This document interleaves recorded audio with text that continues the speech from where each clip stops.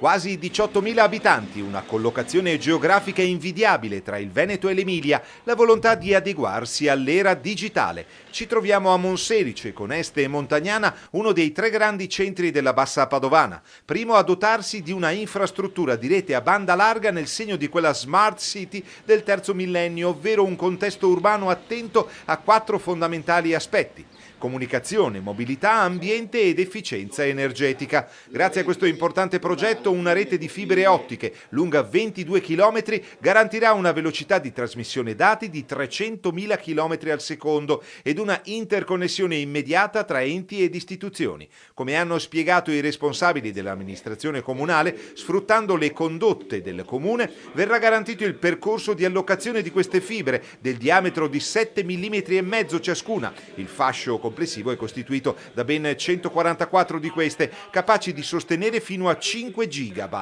Il servizio sarà in concessione all'imprenditore per 20 anni, dopodiché il comune di Monselice ne diventerà titolare a pieno titolo, percependo però le royalties già dopo il primo quinquennio di attivazione. Viene fatta una rete di fibre ottiche in pratica che attraversa tutta la città, ci saranno delle dorsali e i cittadini si potranno collegare con una fibra ottica da casa loro, con un piccolo costo, alla rete.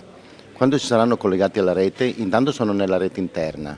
Noi come convenzione con quelli che gestiscono questo sistema abbiamo una rete interna di tutti i siti del comune, sono 78 siti del comune, che funzioneranno come un intranet, cioè questi siti potranno collegare da loro come se avessero un citofono in pratica. Tenga presente che questo investimento che noi stiamo anche facendo è veramente a costo praticamente zero, perché utilizziamo la pubblica illuminazione, quindi le infrastrutture della pubblica illuminazione, quindi non facciamo scavi o limitati, non creiamo dissesti, non creiamo nessun problema al territorio.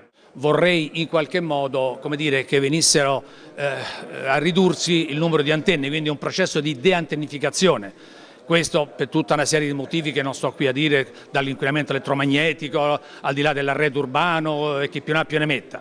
Questo ovviamente Monselice, con il centro storico, con tutte, diciamo, le sue bellezze, vorremmo in qualche modo rimuovere tutte quelle che sono le antenne, anche TV, anche le parabole per una semplice ricezione.